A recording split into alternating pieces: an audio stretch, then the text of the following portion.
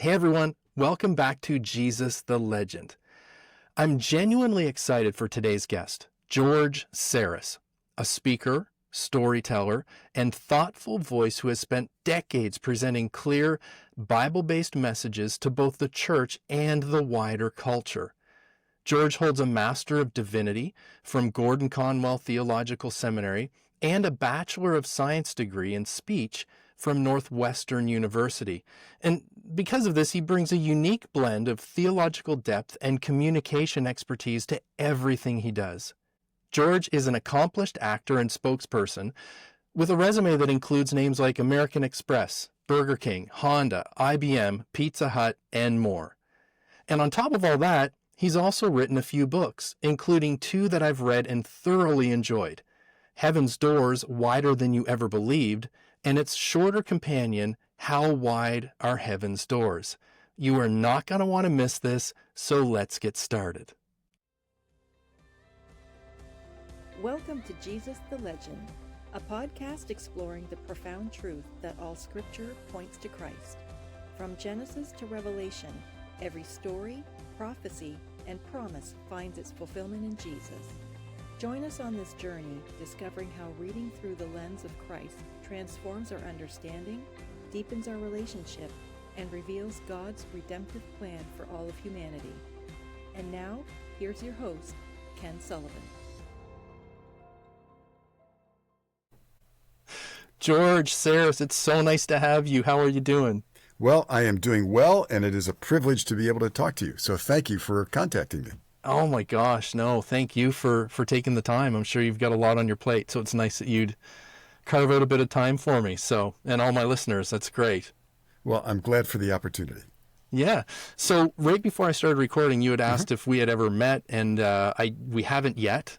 This is sort of the first thing. I'm sure you're probably speaking a lot, and you're wondering if I had been in one of the conferences or one of the churches that you spoke in, but not yet. But I have heard you on some podcasts, David Artman's podcast. I heard you on there, and have watched some of your YouTube stuff. I've read two of your books. You have three books now. Is that correct? It's actually two, and one's a short. This is a booklet, actually. Yeah. So but there's another book. That's one of the two I wrote. That's one of the two I read. Yes, so I read Heaven's Doors, Wider Than You Ever Believed, and then that shorter sort of companion one, which is How Wide Are Heaven's Doors, and absolutely love them. Well, that's great. The other book that I wrote, which is an actual book, is called Searching for Truth in Vegas, Hollywood, and Bethlehem. And the subtitle is The Quest to Discover If God is Real. Yes, and I just found out about that one today, and literally probably 2 hours ago I saw you were being interviewed by someone on YouTube. It was like a 26-minute video, and it was all about that book, and I was kicking myself. I thought, man, I should have read that one as well before I had you on. So maybe that'll be for another episode when I'll order that and read it, because it sounded amazing. Do you want to just give a brief rundown of what that one is before we get into some other stuff? Or yeah, I would love to show you a copy of it, but I gave away the last copy yesterday. Literally, I was talking with somebody. They said, "Oh, you want a copy? Here, take this copy." The Vegas is chance, evolution. Yes. Right. Because that's a big question. What about evolution?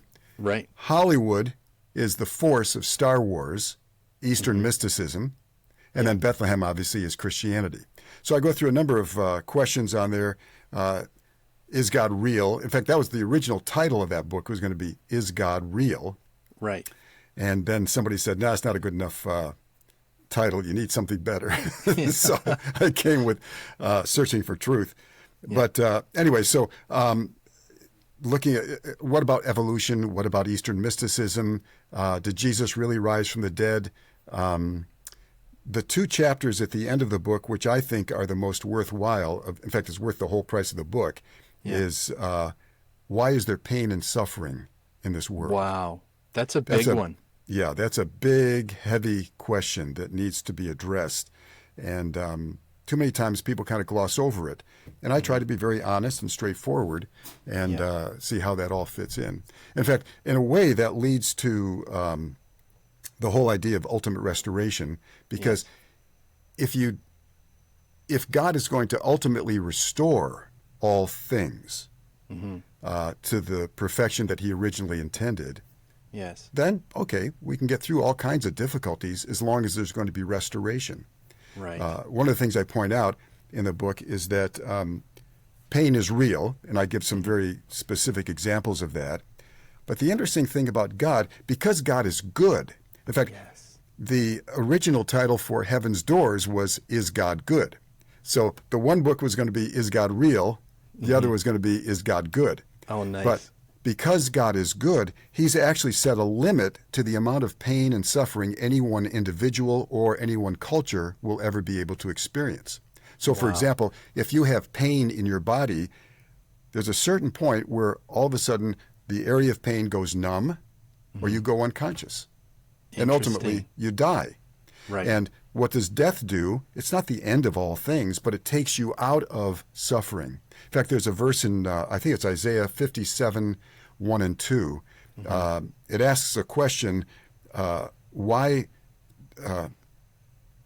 the righteous die and no one takes it to heart, the good people, and no one even cares, because they don't understand that the righteous are taken out of pain and suffering. They're Wow. into new life. So I wish I had a Bible right here. I could Yeah. just look it up quickly to quote that. But that whole idea of pain has a limit. And God says, okay, it's gotten to the limit. Now I'm going to stop it. Yes. And that's, with cultures, the same thing. You have that situation with Sodom and Gomorrah. God said, no, it's going to be gone. Yes. Interestingly, when God talks to Abraham, he said, I'm going to give you this land in 450 years, or whatever the amount of time was, because the sin of the Amorites is not yet full. Right. So it has to get to a certain point, and then God comes in and says, okay, now I've got to get rid of that particular culture, because the pain and suffering caused for future generations. What I mentioned in the book is that pain and suffering, or sin, not only affects you and your generation, it actually affects others and future generations. Right. One example of that, if you're probably not old enough, but when the AIDS epidemic first came out, people didn't know what was going on. I remember that. Yeah. Yeah. And what was the saddest part was that all of a sudden you find out these children that are born with AIDS. Right. Because their mothers or fathers were involved, mothers, I guess, particularly, with drugs or immoral relationships. Right. And so the next generation was paying the price for the previous generation's sins. And Right. God says he doesn't want that. So he has a limit to how much he's going to allow any one individual to experience in terms of pain and suffering. Wow. And the same thing with that's any in culture. that book. That's at the end of that book. That's the last two chapters of that book, yeah. Wow. Why, and obviously why does God Vegas allow has pain and suffering? right, and Vegas has to do with just it all being chance. Like the old, we crawled out of the mud and now all of a sudden we're humans. So you use Vegas, and then Holly would be, what did you use that for? For Eastern mysticism. Okay. You come across a lot of people more and more, I'm spiritual. I'm not religious. I'm spiritual. Right. Well, what that means is I have this vague idea of some kind of something out there, some type of force, like the force of Star Wars, that kind of puts everything together. And but it's not a conscious force that you can, it's not relatable. It's just force, Right. And God is not a force. He is a being, and he has the ability to relate to those creatures that he creates, and which is a wonderful, delightful thing.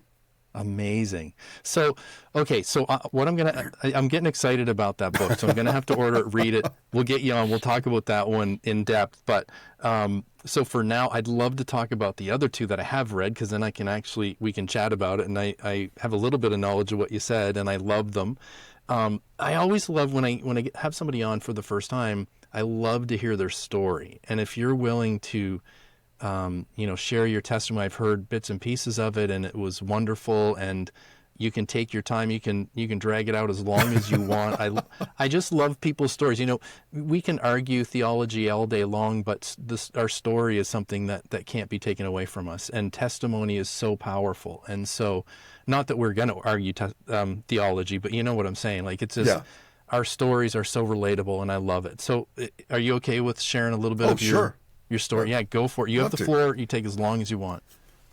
Well, I'll go back to when I was born.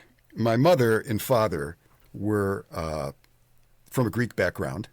All Greeks own restaurants. All Greeks are philosophers. You just have to understand that. But and that was true of my father owned a restaurant, and my father was a philosopher. Just like now, you're allowed to say that. I couldn't. I'd get in trouble if I said that. But it's probably true. But anyway,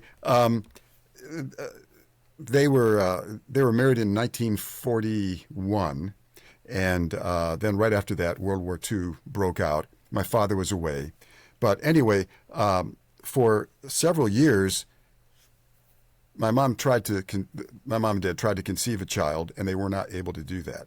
And in the Greek family or the Greek culture that they were in, that was a sign of God's curse.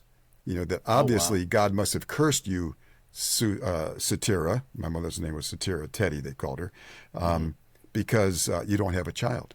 Wow. And that really bothered her a lot.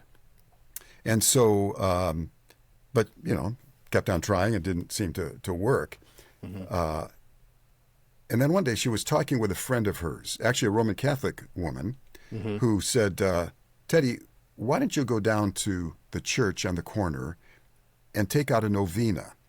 A novena, I think it stands for 9, something like that. But it's kind of a compact that you make with God. You go down and you pray and you ask God to give you an answer. So my mom decided to do that. She went down to this church for 9 weeks, and she prayed that God would enable her to conceive. She conceived. She went back for 9 weeks after that, and thanked God for enabling her to conceive. And then after I was born, she went down for 9 more weeks to thank God for giving her a healthy baby boy, which I was very encouraged to hear that, And I mentioned that because my brother was just as much wanted as I am, and just as important as I am, as you are, and as all of your listeners are. Yes. But the point is that God loves mankind. Yes. And he loves those that he has created. He doesn't just, son of a gun, you happen to get pregnant and that's, wow, isn't that interesting? No, God has a purpose for each person's life. Yes. And so I don't know I didn't know about what God's purpose would be for me when I was young, obviously. But I always had the feeling that God had some kind of a purpose, and I was grateful for that. But I also had the feeling that God not just loved me, he loved all mankind. And interestingly, my father was not religious particularly. He believed in God, and we would go to church. Because he owned a restaurant, he was open on Sunday mornings. Right. And so that was always a good excuse for him not to have to go to church. But whenever we was on vacation, we always went to church. And if there was other events, we would go to church, and he would go as well. But he was a good father, and a hands-on father, where he took a lot of time with my brother and me. And interestingly, I asked him one time, I said, Dad, why are you the kind of father that you are? And I said, is it because you're Greek? Is it because you're an American? What is the reason? Yeah. And he said, no, it wasn't. Or I said, was it because your father was like that? And he said, no, my father, when I grew up, children were to be seen, not heard. But for some reason, my father decided to go against that particular philosophical direction. And from his perspective, he wanted to be a hands-on father. And one of the greatest lessons I ever learned was that my father would never abandon me. Wow. Now, there may be times where he would discipline me, and he was definitely firm in his discipline, but I knew that my dad would never abandon me or my brother because he loved me very much. So then I grew up I made a commitment of faith sometime between 9 and 11 years old, and but I didn't really understand what that meant. And so I went to college, and when I was in college, I had been going to church with my mom every week, Yeah. and I went to college, and I started going to church every week, and then I started to not go to church every week. And there was one particular professor, I remember, who seemed to have a personal goal in his teaching of destroying the faith of any of the students. I mean, it was really kind of interesting how he did that. And so I was beginning to think, I mean, he's a professor, right? He knows everything. These guys Was must it like be right. religious studies or something like that? Or was it It was just... actually, it was English. It was the introductory to English, introduction to English literature. That's what it was. And so there was one section where he had to look at the Bible. And I can remember a couple of things that he said. One was, where did Cain's wife come from? Right. That's a mistake in the Bible, obviously, right? I mean, God made Adam and Eve, and all of a sudden you got somebody else there. Right. And in the beginning, God created the heavens and the earth. Well, the verb or the noun for God in that verse is plural, Elohim. Right. So what the Bible says is, in the beginning, gods, plural, created the heavens and the earth. Right. I thought, man, and this guy again, he knows everything. You know, he's a professor. He must know all these things. Right. There are a couple of other issues as well that he brought up. And so I kind of was going further and further away from that. And I can remember one time, by the way, being at home, and I actually verbalized for the first time that, well, maybe the Bible isn't true. And that was kind of I was shocked to myself that I actually verbalized that. Right. And so anyway, and by the way, I could not figure out Billy Graham. I can remember watching Billy Graham on the Tonight Show and all these other things, and I thought, yeah, he's a pretty smart guy. It doesn't seem like he would be that stupid, but obviously there's nothing else you can do. I mean, right? He's Right. There was one other thing that Bergen Evan, the professor, pointed out, was he said, now look over at this page here in the Bible. I think it was in Isaiah or something. And look over at this one. It was in like 2 Kings or whatever. They're exactly the same. See, the people that transferred the Bible were so careless that they dropped out a page one time and recopied it. Wow. And I thought, man, again, because he's a professor, he knows everything. Yeah. So anyway, I was drifting further and further away. And then I saw a young woman at college that I wanted to get to know a little bit. And every time I had asked her if she had time to talk, she'd say, oh, I'm sorry. I just finished having a break. I'm not available. So finally I saw her coming up in the library one day, and I said, can I talk with you? Oh, I'm on a way to a meeting. Could I accompany you? Can I walk with you? I'd just like to get to know who you are. Right. And she said, well, I'm going to a Christian meeting. And I thought, oh, man, I don't know if I want to do this or not, but okay. So I went with her, and I met a man there. In fact, my second book is dedicated to him. Oh, wow. Because he was so good. But he came up to me at that meeting. He was working with Campus Crusade for Christ, which is now Cru, for anybody who's too young to know that.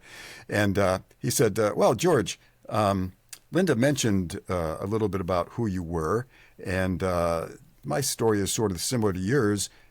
Can you come over tomorrow night for some popcorn? And maybe we can just talk about religion. Wow.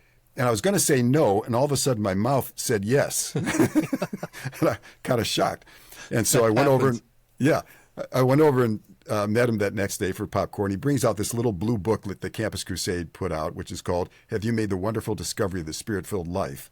And I thought, oh, man, he's going to read a booklet to me? This is stupid. But he opened it up, and it was like my name was on every page. Wow. And the basic theme that I got out of that was that it was asking a question, are you the boss of your life, or is God the boss of your life? I was asking myself, why do I not have the joy, the answered prayer, the power that these other Christians that I saw in the Campus Crusade group have? Why don't I have that? And the answer was because God empowers those who walk in his will. And God gives joy to those who are walking with him. And so if you're trying to be the boss of your life and make God your servant, that's flipped around. That's not the way it's supposed to be. God's the boss and you're the servant. It just changed my life. I mean, it was like a bright light that came on. And I thought, wow, that's amazing. God is really good and powerful. Well, it changed my life radically. And then went on the staff of Campus Crusade for Christ about a year and a half later with my wife. At that time, we'd gotten married. Different woman, by the way. Okay. It's kind of not the one you're trying to buy, not the one I was trying coffee with. Okay. Right. But it bothered me. I thought, my father would never abandon me. I mean, I would do bad things, but he still loved me. I always knew he loved me. Yeah. And God is a God of love, and he's all powerful. It just didn't seem right, this whole idea of hell being forever for the vast majority of mankind. Right.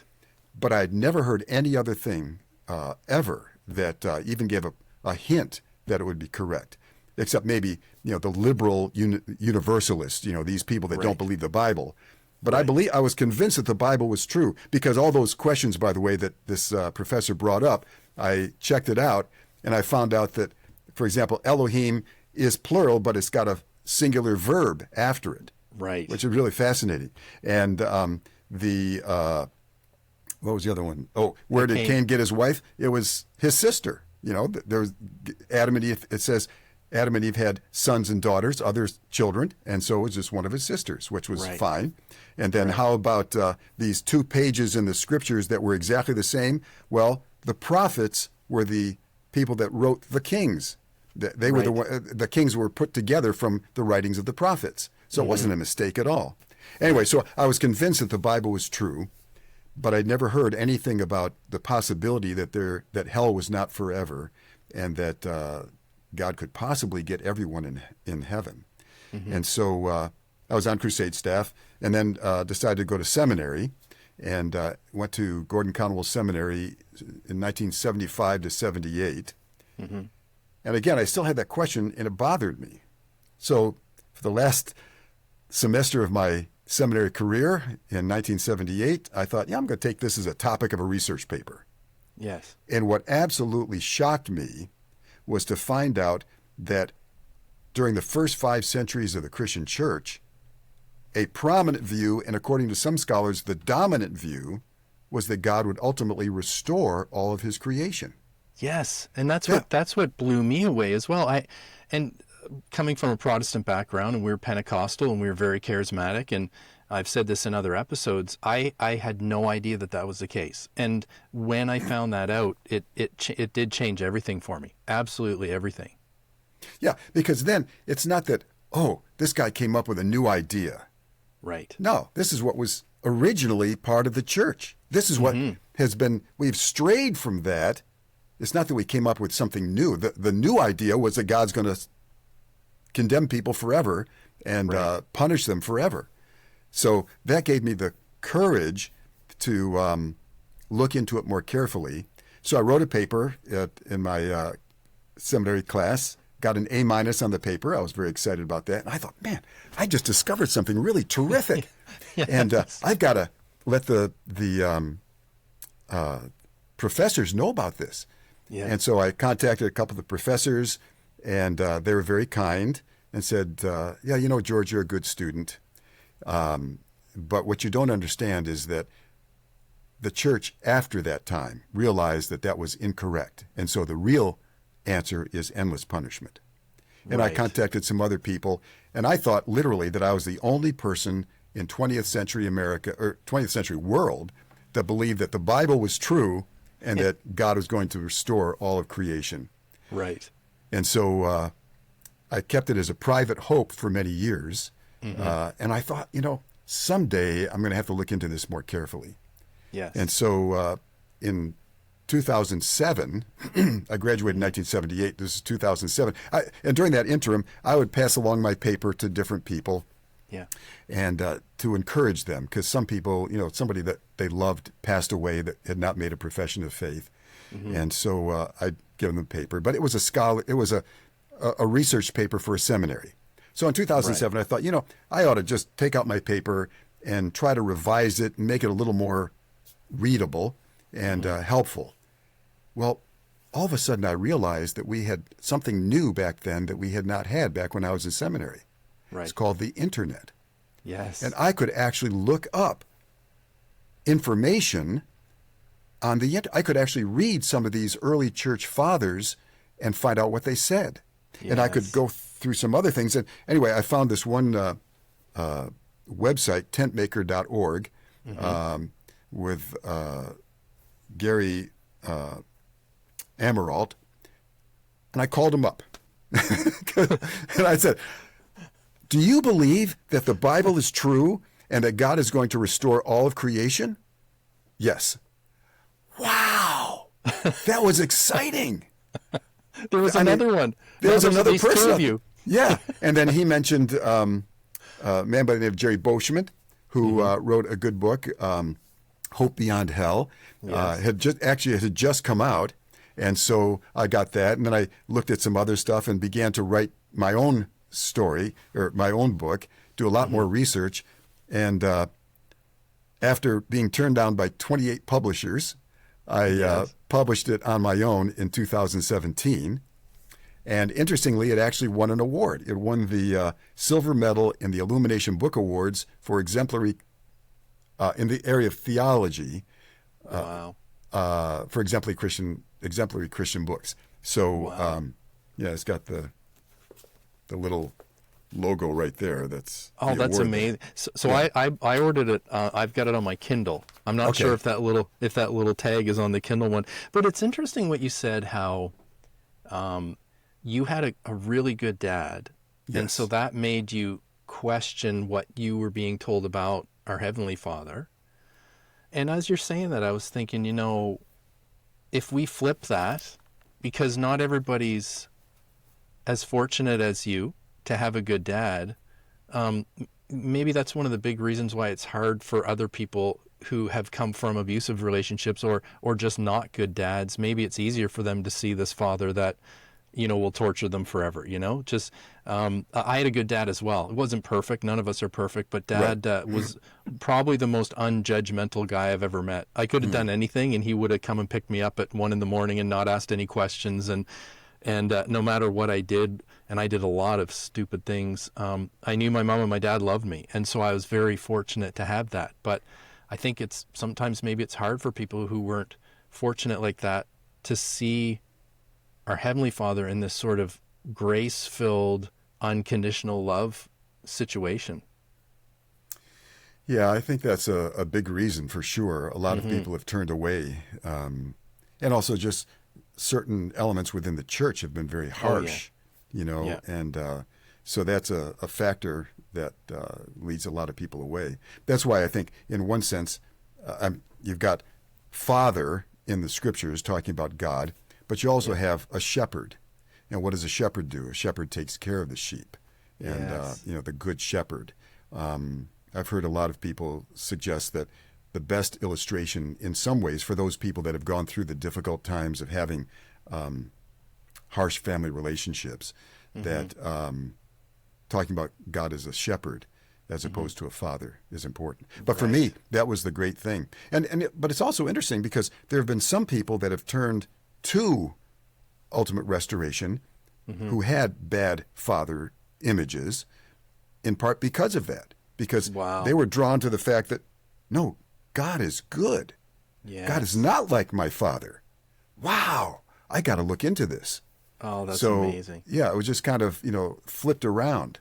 And again, God is able to use all things to bring people to himself. And he has purposes for all things. And so I'm trying to think back. One of the things that I listened to that you were on, I think you initially had some pushback on this, didn't you? You had some church leaders that weren't super happy about it. Yeah, there are 3 churches I can't go to anymore, all Protestant. Goodness. The first one, I can go there to each one, but I can't be a member. But the first one was a church I had been a member of for 20 years, very active. In fact, I was an elder. In fact, when they talked to me at one point about being an elder, the pastor, I said, well, I've got this view, and I gave him a copy of my paper. He read it and said, just don't talk about it. That's okay. Just don't talk about that. Okay, fine. Well, he ended up dying. He was younger than me, but he ended up dying. Yes. And a couple of years after that, I can't remember exactly the time frame, but anyway, somebody brought up, I hadn't even published my book yet. Yes. It was really kind of crazy, but there was a man in the church a good friend of mine, and he asked me one day, George, what you doing? I said, well, I'm writing a book. What's it about? I can't tell you. It's controversial. And he said to me, I can keep a secret. And I thought, okay. So I gave him a copy of the first draft of what I was doing, assuming that he would tell his wife. I mean, right? I mean, whatever you have, you always tell your wife these things. Yes. Well, my daughter happened to work for his wife. And at one point, when I could no longer work with this other ministry because of what I believed, I went to pick up my daughter, and this woman said, oh, what's been happening? I said, well, I was working with this ministry in New York, and because of my thinking about ultimate restoration, I can't work with them anymore. Mm-hmm. And I started talking with her, assuming that she understood what was going on. Well, she got all really concerned. And she went and wrote a letter to the elders of the church that I was a part of and said, how can George Sarris continue to be a member of this church when he doesn't believe the doctrinal statement? And so one of the elders called me up for coffee and said, George, I heard that you believe this particular view. Can you tell me about it? So we had a wonderful conversation, and a man that I do deeply respect. And so at the end of the conversation, he asked me, what I actually believed, and I gave him a copy of an earlier draft of it. And so they got back and said, well, I don't really know what to do. So my wife and I decided that the best thing for us to do was just simply to quietly withdraw from the church, because I didn't want to cause any type of church split at that particular point. So we did. And then what prompted the conversation with that woman was that I had been working with this ministry in New York to media professionals. And the man that I was working with closely knew what I believed, because I'd given him a copy of my paper a few years before. Mm-hmm. But Rob Bell had just published his book, Love Wins. Yes. Now, Love Wins is not really a universalist book, but what happened was the hype going into it, the people that promoted it, were saying, yeah, here's an evangelical who believes that in universalism. Right. And so I started writing a couple of blogs on ChristianPost.com that just giving historical information and stuff to kind of correct misunderstandings. Right. Well, then my colleague said, George, you're making yourself it's a little unclear where you are, because you got these blog articles, and I think you ought to tell the person who's in charge of our ministry what you think. So I thought he was actually right. And so at the end of the one season that we were in, I sent an email with a draft of what was then the book to the person who was in charge. And within 3 days, he wrote back and said that I could no longer be on the staff. And he sent out a letter or an email to all the people saying that because of doctrinal aberrations, aberrations, yes, doctrinal aberrations, he is no longer going to be a part of this ministry.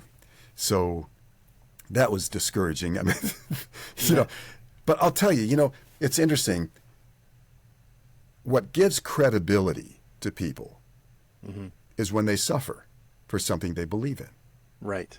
What was it that made the Roman Empire start seeing Christians as something that was desirable?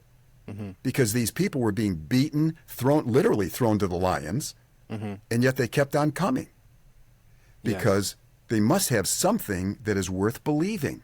Right. And the same is true with regard to anything that you do. If you experience suffering because of your beliefs, they're probably real. I mean, it may not be true, but at least you really believe it. Yes. And so, to me, that was actually a good thing in a way. The hardest part of it was my wife and my family, where when I started writing the book, I assumed that I would have some pushback at some point. I didn't think it would be quite so quick.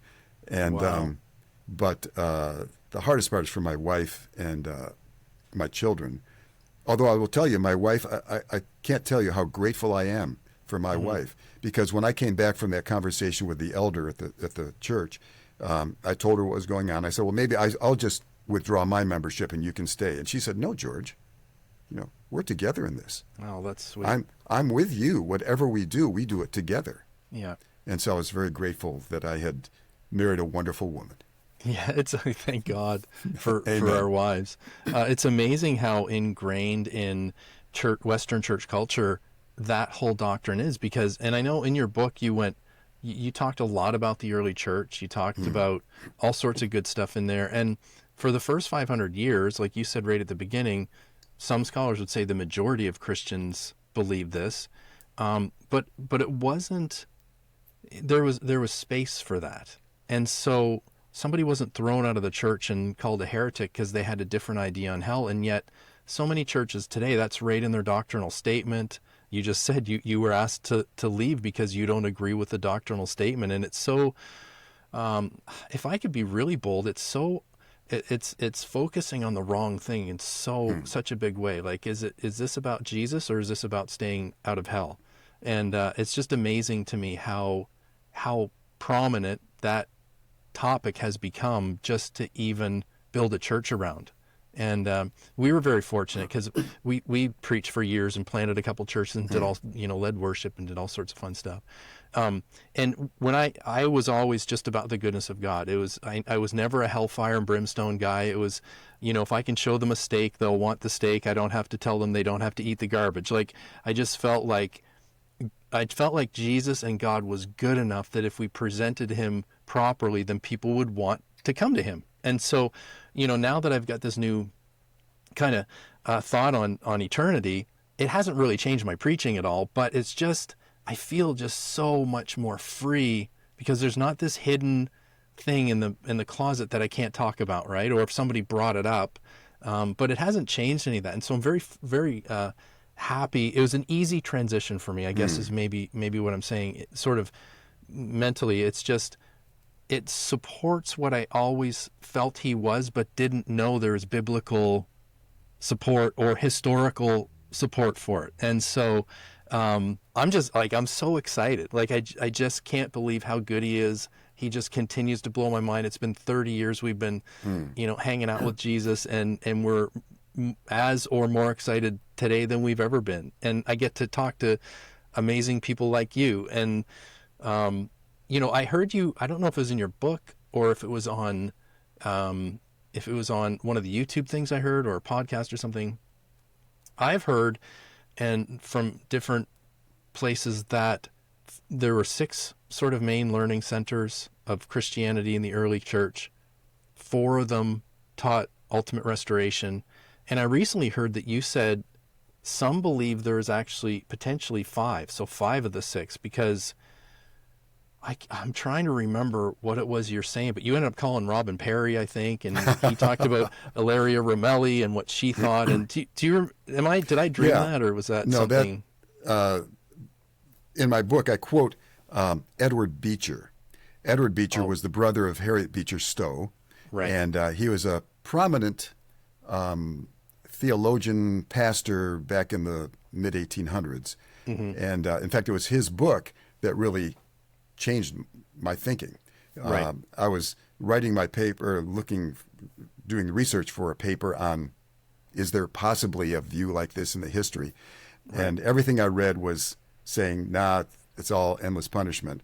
Yeah. And I went to the stacks at the seminary and I saw this book, History of Opinions on the Scriptural Doctrine of Retribution by Edward Beecher. Yeah. I thought, I might as well take it out, see what it says. And that was where he went into the history of it, and he said that, there were, I think it was 6 centers. 2 of them followed ultimate restoration on the basis of Origen's teaching. 2 were on the basis of Theodore of Mopsuestia. 1 was following endless punishment with Augustine and Tertullian, and the other was Irenaeus. And in that, he said that Irenaeus was an annihilationist.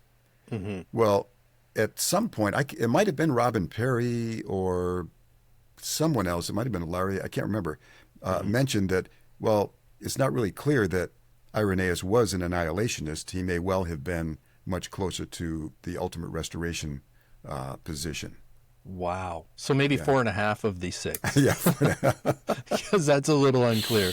Yeah. But 4 of the 6, I think, for sure, it seems to be anyways. And, and I think, who was it? Theologian today, I can't think, David Bentley Hart.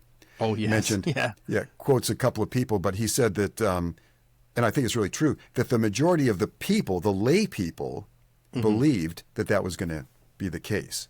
Right. There were some that were in the, whatever, didn't. But getting back to what you were saying about the statement of faith of these various churches, one of the things I've said on a number of occasions is that the evangelical church, and I'm an evangelical, changed the message of the Great Commission from go and make disciples to go and make converts. Wow. And once you make converts, hey, this guy just prayed this prayer, we can go now. I mean, he's fine. We're going to go and get the next person so we can get converts because we got to get them into heaven because otherwise they're going to be in hell forever. We got to save them from this horrible, wicked consequence. Right.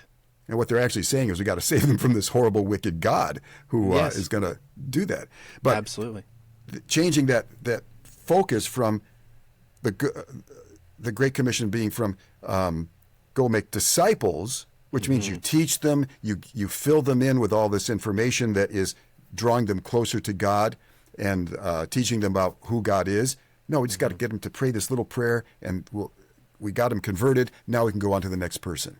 Yes. And that's really tragic because what it does is it just means we've got a lot of baby Christians within the church that don't really know what they believe, have not been taught, and it's not communicated. Right. That's powerful. Very powerful. And it's true. I mean, I was in charismatic churches for years, and it was like, I got somebody saved yesterday, but there was really no relationship, and maybe that's my own fault, and maybe maybe there's a lot of charismatic people out there saying, that wasn't me, Ken, you can't speak for all of us, so I don't want to make a broad brush statement, but, like how many people did you get saved this year, and you just check them off. And, I sometimes ask myself, how many people have I built relationships with, Otherwise I'm just a prostitute, to be honest. I'm just going out there and doing something without relationship. And I love what you just said. It's about making disciples rather than just trying to make converts. Hey everyone, thanks for tuning in to part 1 of my chat. I know you're enjoying it already. Part 2 comes out really soon, so make sure to watch for that. Have an amazing week. You are incredible. Thanks for listening to Jesus the Legend. If this episode spoke to your heart, please subscribe, like, and share it with someone who would be encouraged by the message. Be sure to tune in next time as we continue the conversation about the beauty of Jesus and how the gospel is even better than we could ever imagine.